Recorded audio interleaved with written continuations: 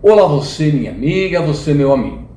Estamos começando mais um programa A Hora da Prosa. Mas antes, eu gostaria que você se inscrevesse no canal Jam. Clique no sininho, ative as notificações, compartilhe, curta. Ajude-nos a manter o canal Jam sempre ativo. Vamos ao vídeo de hoje.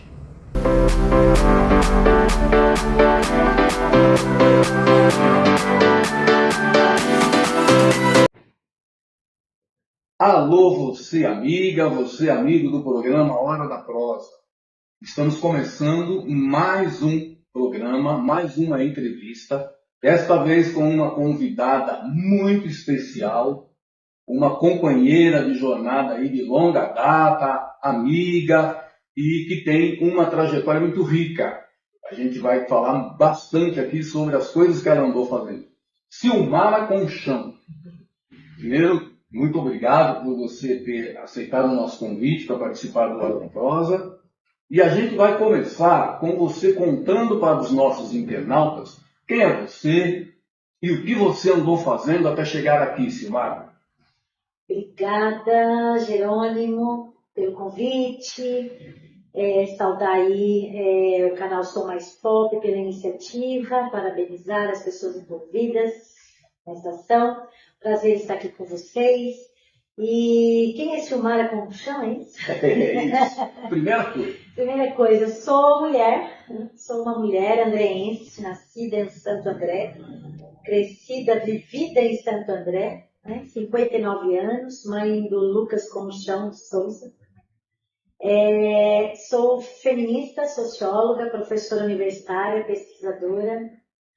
Escrevi alguns livros aí da minha trajetória, da minha experiência e, assim, sempre envolvida no trabalho, na minha experiência, em sala de aula, Minha grande experiência em sala de aula, já 40 e poucos anos de sala de aula, até hoje.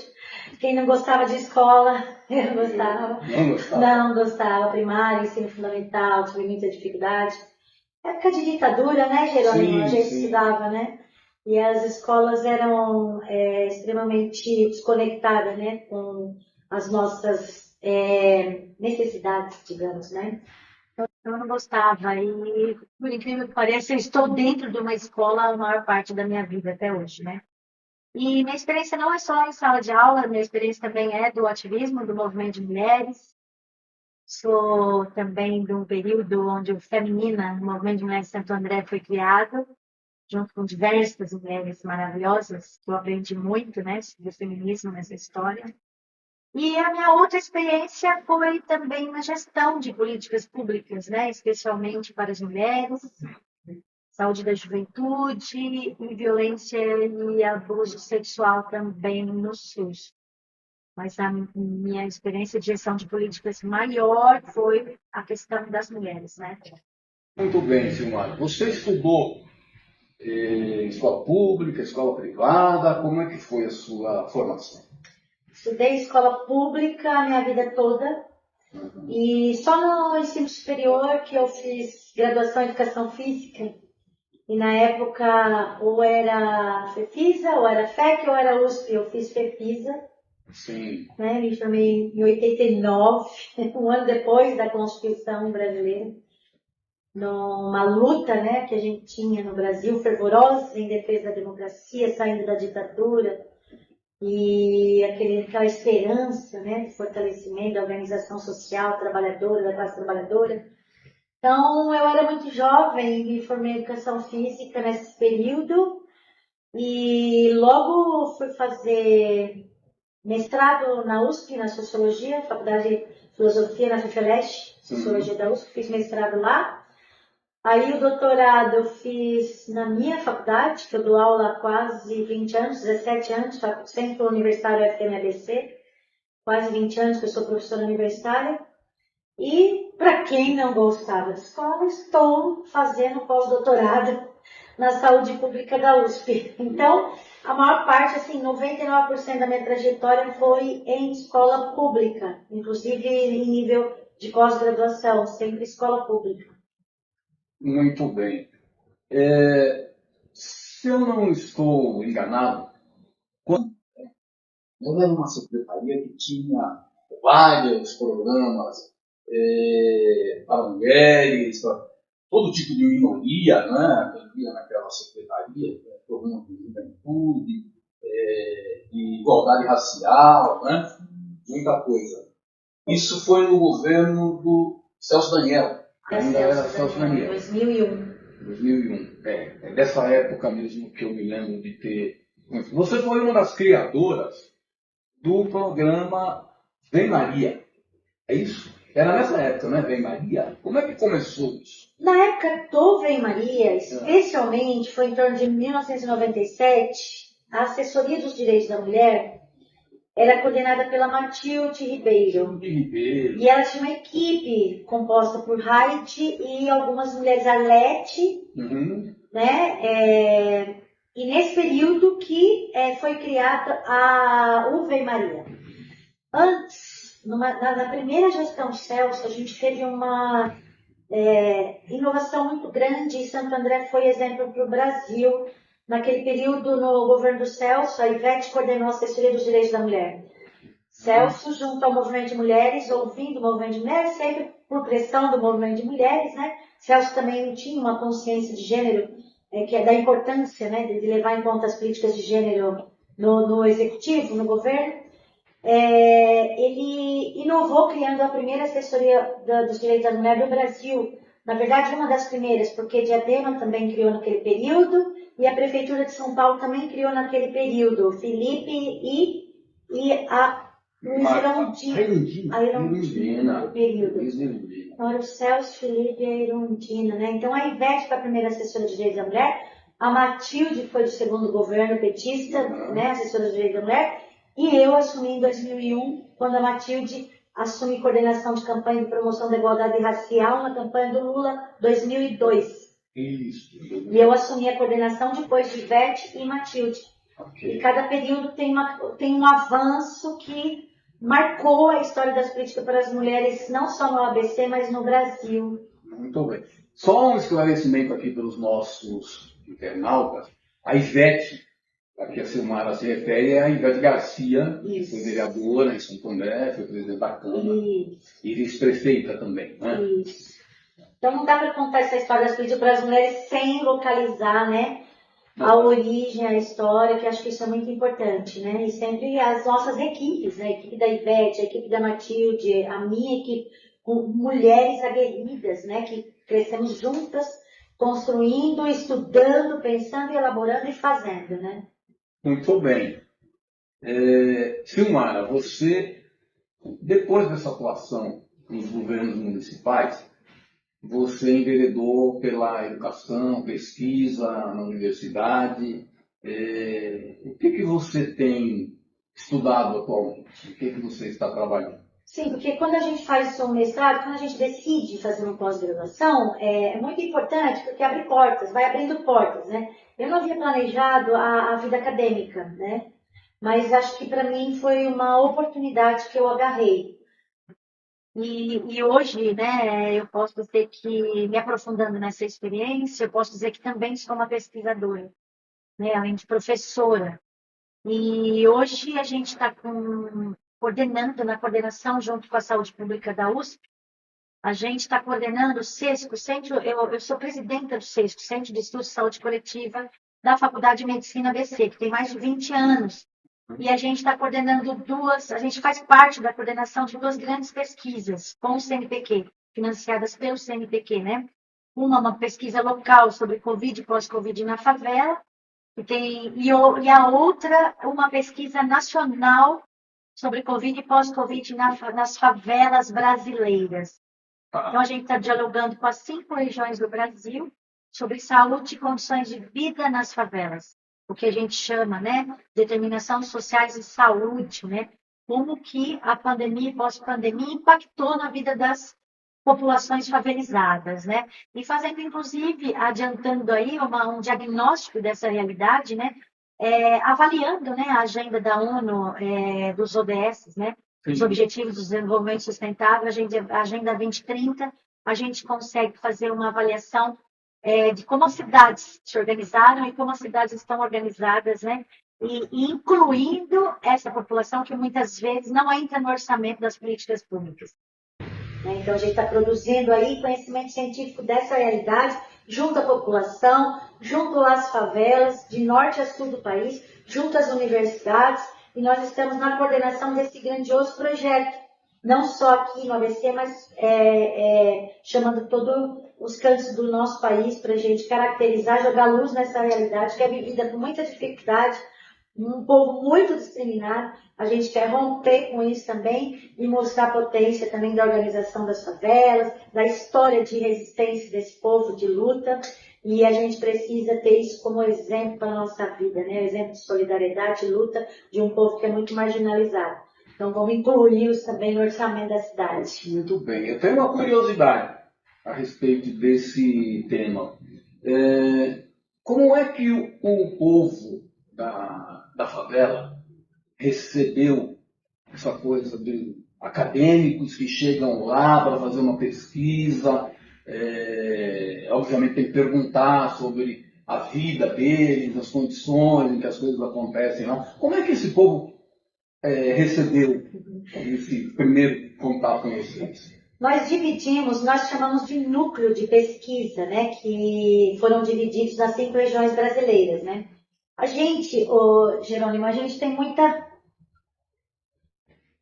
muito trabalho já de extensão universitária nessas localidades. A gente que eu falo, eu, professor Eduardo, nós damos aulas no Centro Universitário FMABC e a gente tem um projeto Rondon que atua na comunidade de Morro da Quibom há 9 anos. É bastante tempo. Aquela parte do campo nova, a ocupação nova ali embaixo, a gente desenvolve ações de promoção à saúde ali há 9 anos. Então, junto com a comunidade, nós construímos o CECRAN, que é o Centro Cultural da Resistência Andreense, e junto com o Léo, né, que é lá um menino, um homem, um garoto, um jovem. Conheço, o Léo Daqui Bom. DJ. Então, a gente está ali junto com o Léo, a família do Léo, em torno ali. A gente viu aquela favela crescer, a gente não soltou a mão da favela no período da pandemia, né? A gente viu a dificuldade dos adolescentes estudar no celular, a gente viu a fome batendo na porta daquela população, nós ajudamos a população o tempo todo. Então, a gente criou um vínculo ali, Jerônimo. Então, eu estava lá sábado passado, sábado que vem estarei lá, um trabalho com as mulheres também, e meus alunos são muito bem recebidos por essa comunidade, porque a gente tem um propósito, a gente trabalha com as mulheres, com as crianças fundamentalmente, e a gente também trabalha a questão da conscientização da saúde animal também, dos animais, né, que é ambiental e que faz parte de todo esse universo que a gente precisa pensar quando a gente pensa saúde, né? Saúde e bem-estar, né? Inclui também a questão ambiental, a questão dos animais, a questão das crianças. Então a gente faz um trabalho lá de longa data, Jerônimo.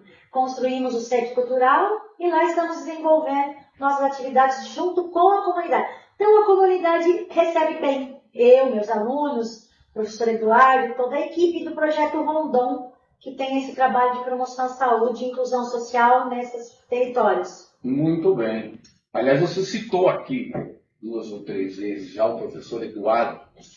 Leve um recado para... Eu convidei Eduardo, gente, para vir aqui no Hora da Prosa, dar uma entrevista. O Eduardo está me enrolando. Já tem alguns meses que ele me promete. Não, eu vou, e ainda não veio.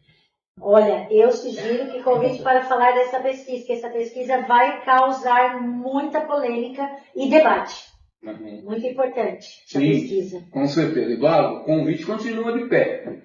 Certo? Mas, Silmar, nós estamos terminando o mês de março. Sim. Eu não poderia trazer você aqui e não tratar desse assunto. Março, mês da mulher, um mês em que todo mundo fala da importância das políticas para as mulheres e do combate ao feminicídio. Nós estamos vivendo uma situação no Brasil hoje como eu nunca vi isso antes. Não sei se era assim, se isso está sendo, porque está sendo mais divulgado, se sempre foi dessa maneira, mas o número de feminicídios tem crescido assustadoramente. Não é? Como é que você, uma pesquisadora, é uma pessoa que sempre atuou na área de política para as mulheres, está vendo essa situação atual? Sim. É uma pergunta muito recorrente para mim, desde o Uber até a sala de aula, nas rodas da família, né? Como que eu vejo isso? Nós enfrentamos isso há muitos anos, né, Jerônimo? Então, eu acho que hoje não é errado a gente pensar que está aparecendo mais que antes. Aliás, esse movimento de parecer mais que antes também aconteceu quando, em 2006, o presidente Lula sancionou a Lei Maria da Penha. Porque a Lei Maria da Penha tornou-se uma lei muito conhecida em nível nacional. Então, todas as pessoas, a população brasileira conhece a Lei Maria da Penha. Teve uma repercussão muito grande. A simbologia da história da Maria da Penha, o ativismo dela, o ativismo do movimento de mulheres em torno, né, da aprovação dessa lei em nível nacional.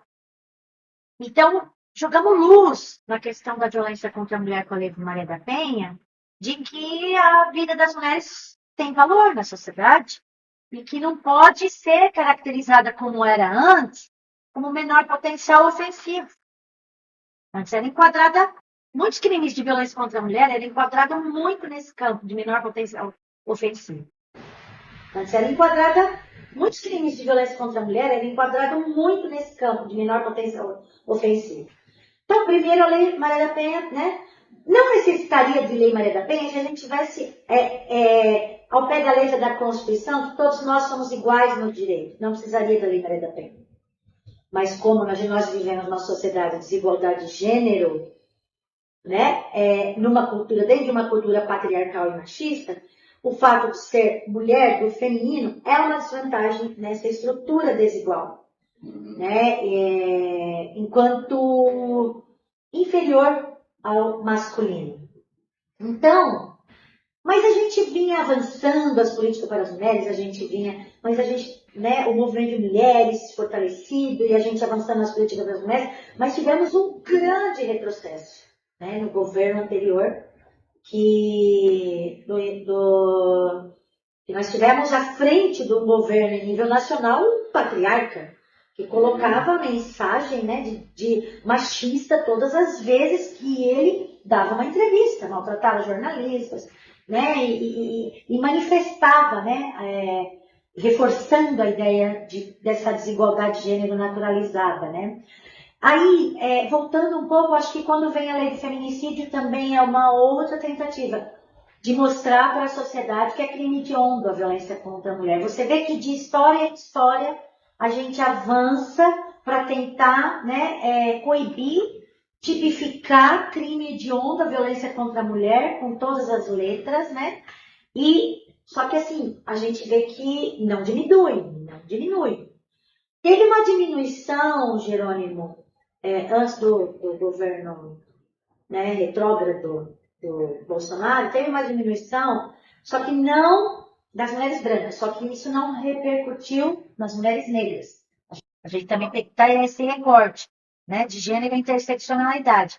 Então, assim, só para terminar essa sua pergunta, que ela é polêmica, eu gosto de explicar. Não, então ela está mostrando mais por causa das redes sociais, está mostrando mais por causa das redes sociais, por causa da Lei Maria da Penha, que jogou luz nessa questão, por causa da Lei do Feminicídio de 2015, da presidenta Dilma, jogou luz nessa questão. A Lei do Feminicídio, a gente consegue distinguir mortalidade das mulheres. 70% de feminicídio. A gente consegue jogar luz nessa realidade. Porque antes era a mortalidade das mulheres, a gente não tinha um recorte. Então, a gente não podia trabalhar, né? Então, tudo isso propiciou que aparecesse mais. E aparecendo mais, o debate também acontece mais. O debate acontecendo mais, o conservadorismo machista também sai do armário. Aumenta o enfrentamento. Aumenta o enfrentamento. Eles saíram do armário, Jerônimo, e estão levando muito a nossa geração jovem junto. Por quê? Porque hoje tem a facilidade do que a gente está fazendo aqui, da comunicação em rede social. Então, essa entrevista, eu acho que assim, é um contraponto ao que está acontecendo. É por isso que é importante a gente ouvir entrevistas como essa, a gente replicar entrevistas como essa, para a sociedade refletir o enfrentamento, né? E o verdadeiro machista, ele não quer perder poder, ele não quer perder o privilégio, ele tem consciência de que essa atitude dele vai sustentar poder, vai sustentar os seus privilégios. Mas a sociedade que não tem consciência de gênero, disso que a gente está falando, é uma discussão sociológica, não tem as lentes de gênero, não tem a consciência de gênero, ela reproduz, é aí que a gente chama de a questão de gênero e racial, ela é estruturante. As pessoas reproduzem sem consciência que está colaborando com a desigualdade de gênero e com o machismo na sociedade. Né? Então, falar, a mulher também é machista. Não, não é que a mulher é machista, a mulher está reproduzindo o machismo. Certo? Porque se ela tiver consciência que essa reprodução do machismo Cultural. essa reprodução do machismo a subestima e subestima todas nós. E a violência contra a mulher começa nos detalhes da relação. Começa na piada, né? Começa na naturalização desse tipo de desigualdade. Começa na expressão inocente azul versus o rosa. Agora, eu quero falar com você, escritora, e você, escritor. Você escreve, tem textos para publicar, escreveu. Atenção, escritoras e escritores. Se você escreveu, seu material está engavetado e você não sabe como publicar, venha para a editora Coop Acesso. A editora Coop Acesso vai transformar o seu original num belo livro. Entre em contato conosco. 11 97598 0075. Procure a editora Coop Acesso. Não é inocente. Né? A gente está falando de masculino versus feminino. Nós estamos falando de seres opostos. E quando a gente cria seres opostos, homem é assim, mulher é assim, a gente está criando, né? A gente está dizendo que nós somos diferentes socialmente, estamos estipulando comportamentos, expectativas da sociedade, ao sexo masculino e ao feminino, formando seres opostos, numa sociedade patriarcal, onde as mulheres estão no lugar inferior, desemboca na violência contra a mulher. Mulher tida como objeto, o sonho dos homens, a história dos homens tem mais valor. As mulheres, quando decidem sobre suas vidas, elas são perseguidas e mortas por seus companheiros que não têm antecedentes criminais. Não estou falando de bandidos, estou falando de machismo, que maltrata e mata as mulheres e também faz muito mal à saúde dos homens, que transforma os homens em potenciais assassinos. O machismo não faz bem para a saúde dos homens também. Com certeza. Eu faço parte de uma geração, fui criado quando isso era muito forte. Em casa eu tenho 4 irmãs e eu hoje me envergonho de dizer certas coisas. Eu não fazia absolutamente nada em casa. Sim, serviço doméstico, na cozinha, por exemplo. Não fazia nada. Era como se isso fosse proibido. Né? Eu tinha outras atividades, mas sempre fora da casa, eu não arrumava casa, eu não limpava, eu não cozinhava, não fazia nada. Eu cresci assim. E eu confesso que é muito difícil a gente romper com essa educação para chegar a essa compreensão da necessidade da igualdade, de trabalhar para que isso aconteça. É muito difícil. Nós temos um problema aí arraigado na sociedade há séculos. Né? Então, eu fico contente quando eu vejo que hoje tem homens trabalhando para isso, né? Com essa finalidade. Mas ainda é muito pouco. Né? Sim, é muito pouco, é muito difícil, a gente avançar um pouco, retrocede muito sempre. As conquistas, Jerônimo, que nós tivemos não atingiram igualmente todas as mulheres, porque dentro do universo feminino nós temos as mulheres pobres, as mulheres negras, né, que numa sobreposição de discriminações oprime as mulheres que vivem com dificuldade, né, financeira, e a questão do racismo junto, né, tudo em cima, é muito difícil, né, a sobrevivência, essas mulheres vivem em situação de vulnerabilidade muito grande, as políticas públicas precisam estar muito atentas a esse recorte. Agora, a dificuldade maior de mudar, a gente acredita muito na educação. A educação reeduca as pessoas. A educação para a autonomia. Paulo Freire tinha toda a razão, né? Quando ele defendia a educação para a autonomia, isso para as mulheres, isso é vital. Agora a gente tem um sistema que é nefasto, que é forte, que é grande, que é estruturante, que é o capitalismo. O capitalismo depende muito da desigualdade, não só de classe, de gênero e racial. A gente fala do trabalho da escravidão, né, do sistema colonialista, da população escrava, né, que isso é muito interessante na mão de obra, né, da população escrava para o capitalismo, concentração de riqueza. O trabalho doméstico invisível é um desafio ainda maior, porque está dentro das casas. Então, isso que você está falando da sua infância, isso acontece hoje muito comumente, né? Ainda dentro de casa, a divisão sexual do trabalho é muito injusta. As mulheres continuam assumindo, por mais que elas estão conquistando espaço na vida pública, continuam assumindo tarefas domésticas que socialmente, numa sociedade de gênero, é destinado ao feminino. Então, isso é muito interessante para o modelo capitalista. É o trabalho escravo contemporâneo. Só que a gente vê o trabalho escravo contemporâneo da uberização, a gente vê da classe trabalhadora, a gente vê muitas denúncias de trabalho escravo no campo. Agora, o trabalho doméstico ainda tem sustentação social. Ainda não há divisão sexual do trabalho doméstico. As mulheres são escravas do espaço privado. E lava e passa e cuida de todos sem receber um reconhecimento.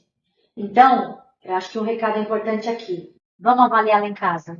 Trabalha fora, trabalha dentro. Divisão de tarefas. Não é ajudar as mulheres, é dividir tarefas domésticas. É responsabilidade de todos. Sim, com certeza. Com toda certeza. Mas eu acho que dentro da educação básica, esse assunto é muito pouco trabalhado. Ou é impressão minha.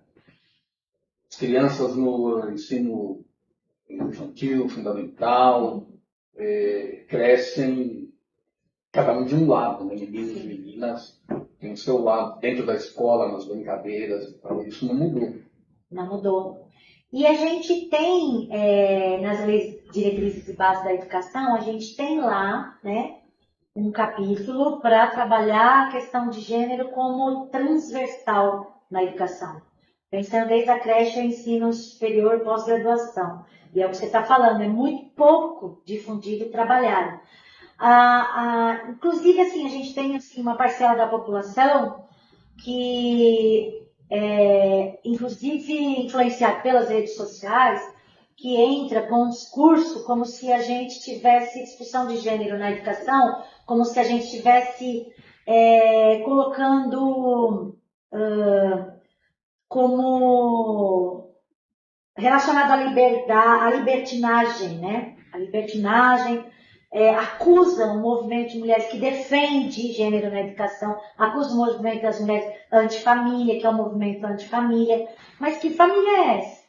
A gente quer a família que todos possam voltar para casa em segurança, todos possam voltar para casa sem medo, né? Que todos e todas possam, né, ter a representação da sua casa um lugar de proteção e de segurança. Só que não é isso que acontece na realidade. Então, discutir gênero na educação desde a creche, tivemos projeto Quem Ama Abraça, no período da Secretaria da Mulher, que a gente conseguiu, eu era secretária de Política para as Mulheres, nós conseguimos, a Rede Municipal de Ensino, junto com o Gilmar, que era o secretário de Educação na época, e com as coordenadoras de departamentos, professoras, assistentes pedagógicos, funcionários de todas as escolas, conseguimos formar multiplicadores de gênero na educação, desde a creche até a educação de jovens e adultos. Foi um processo marcante esse projeto Quem Ama Abraça, inclusive nós publicamos essa experiência no livro da Federal do ABC, e porque a gente queria desconstruir a educação sexista.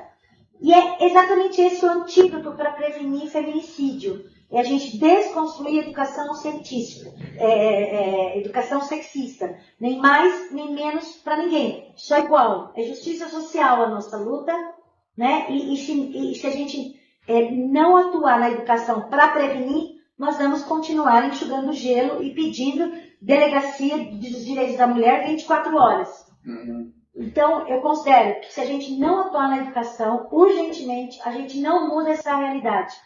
E mesmo assim, nós temos que enfrentar um modelo econômico capitalista que corrobora muito com essa desigualdade de gênero e lucra muito com o trabalho escravo das mulheres, né? E não só o trabalho que é explorado, mas também o corpo das mulheres é explorado também, né? Nessa sociedade que é capitalista, que é machista, que é misógina.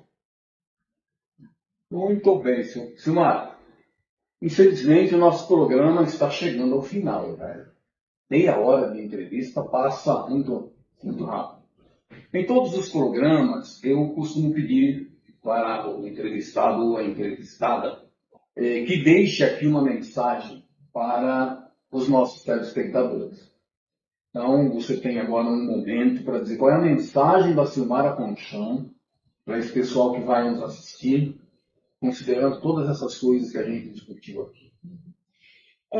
Eu acho que a gente precisa fortalecer essa corrente, essa consciência, né, que a gente tenta a cada entrevista, a cada aula, a cada roda de conversa, né? E perceber que às vezes quando as pessoas falam assim, mas Silmara, você vê machismo em tudo. E, infelizmente, ele está estruturado na nossa sociedade, e, infelizmente ele está presente em quase tudo.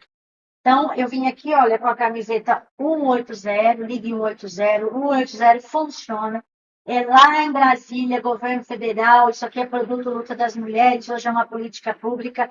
Tirar dúvidas sobre a Lei Maria da Penha, tirar dúvidas sobre seus direitos, tirar dúvida no momento de denunciar, se sentir segura para fazer uma denúncia. Ligue 180, que é gratuito, e preserve a sua vida.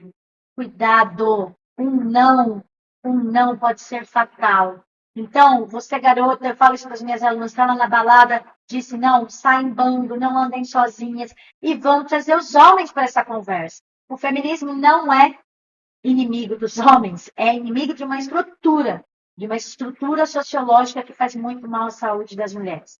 Então, nós queremos os homens junto com a gente, como Jerônimo, um grande aliado, né, nessa luta contra a violência às mulheres. Acho que falamos um pouco com os homens nessa trajetória nossa, e agora precisamos cada vez mais trabalhar os homens, e eu sei que tem grandes aliados nossos nessa luta, e é isso que a gente precisa somar.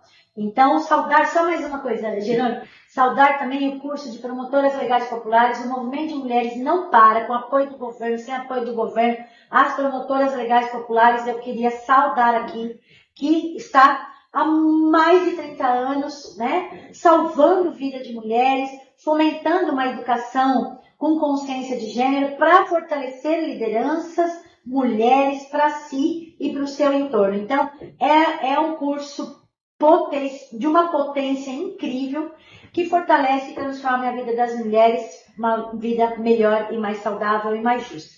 Muito obrigada pela oportunidade. Imagina, a gente ficaria aqui horas conversando, até porque fazia muito tempo que eu não conversava com você, Silmara. Mas, infelizmente, o Hora da Prosa tem que terminar. A gente vai ficando por aqui. Eu te agradeço mais uma vez por você ter aceitado o nosso convite, ter vindo aqui. Foi uma entrevista muito boa. Eu tenho certeza que todo mundo vai gostar dessa conversa. Muito obrigado e a gente fica por aqui. Tchau, gente. Obrigada. Homens e mulheres por um mundo melhor. Obrigada, Jerônimo. Até a próxima.